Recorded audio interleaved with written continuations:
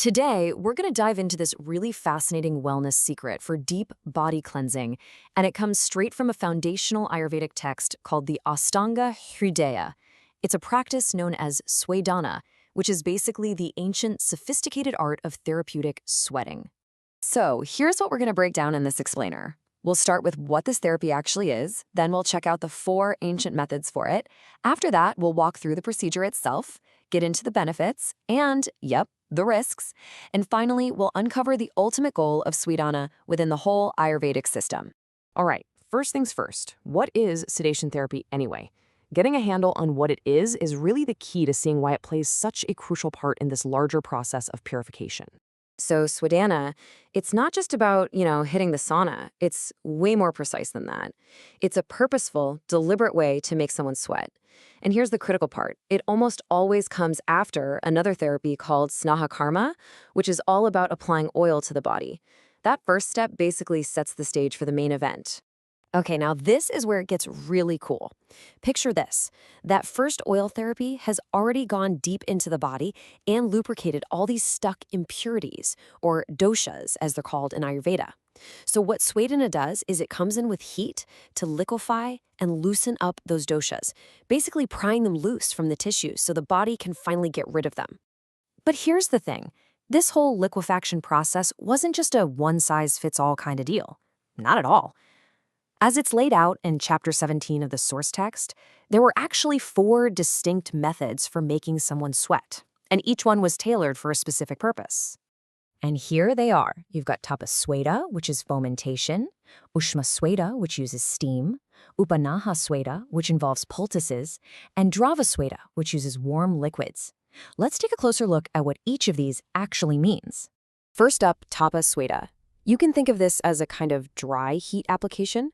We're talking about using things like a heated cloth, smooth stones, or even just the practitioner's hands to transfer that warmth right to a specific spot to get a localized sweat going.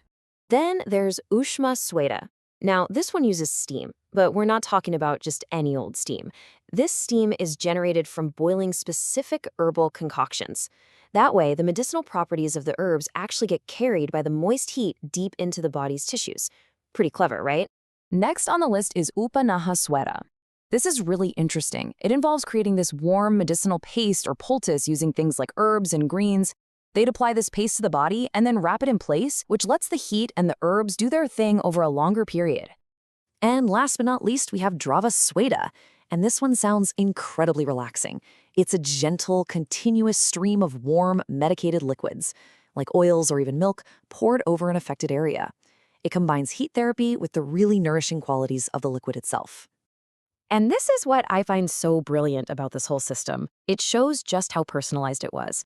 The choice between a dry sweating method or an oily one wasn't random at all. It was based on which specific dosha was out of balance and exactly where in the body it was located.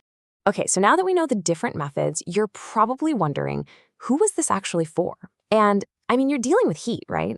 So what kind of precautions did the ancient practitioners take to make sure everything was safe? Well, according to the Ashtanga Hridaya, Swadhana was recommended for a whole range of things. It was mainly used for issues that involved congestion, stiffness, pain, and just that general feeling of heaviness in the body. But, and this is just as important, they knew exactly when not to use it. This wasn't something you do for just anyone. The therapy was a no-go in delicate situations like pregnancy, for people with bleeding disorders, or for anyone who was extremely weak or totally exhausted. And this really drills down into the level of care and precision they used. The text is super clear about this. The body's most vital areas, the eyes, the heart, the scrotum, had to be protected. Why? Well, because places like the heart were seen as the seat of consciousness, and the eyes as a seat of vital energy, making them way too sensitive for any kind of direct, intense heat. So if you're going through this therapy, how do you know it's actually working right?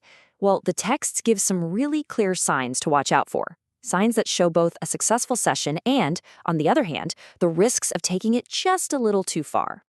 So when everything's going perfectly, here's what you'd feel. Your pain and any sense of coldness would start to fade.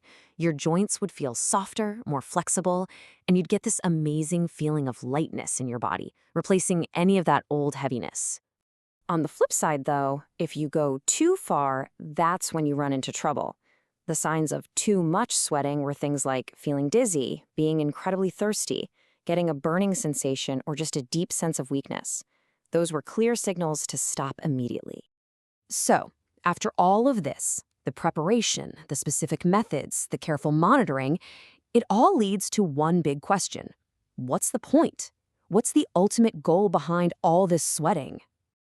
I mean, why all the fuss? Why do the whole oil thing first and then follow it up with this very specific kind of heat therapy? What was the end game? And here it is, the answer, straight from the source. Swedana is that absolutely essential step that liquefies those lubricated impurities, drawing them out from the deep tissues and bringing them back into the main digestive tract. From there, they can be easily and completely eliminated. It's the vital bridge that connects preparation with purification. So that leaves us with something to think about, right? In our modern world, with all the quick fix detoxes and juice cleanses out there, what can we take away from this ancient, super methodical system of preparing the body before even trying to purify it? What kind of wisdom does that step-by-step approach hold for how we think about our own health today?